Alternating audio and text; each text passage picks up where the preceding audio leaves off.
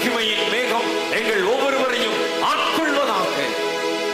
புதிய கல்வி ஆண்டிற்குள் பிரவேசிக்க இருக்கிற பிள்ளைகளை உம்முடைய எண்ணெயின் அபிஷேகத்தினால் நிரப்புவீராக.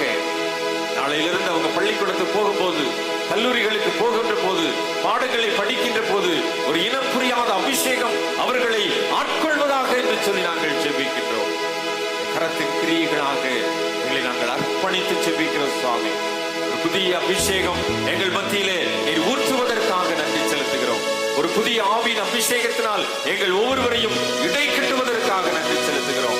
எங்களுடைய பலவீனங்கள் மாறுகின்றதை உணர்கிறோம். எங்களுடைய சுகவீனங்கள் மாறுகிறதை உணர்கிறோம். எங்களுடைய வியாதிகள் மறைவதை உணர்கின்றோம். நீர் எங்களுக்கு தருகின்ற உன்னத ஆவியின் பலத்தினால் இடை கட்டப்படுகிறோம் சுவாமி.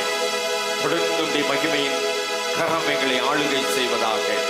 இயற்கையோடு இணைந்து வாழ்வதற்கு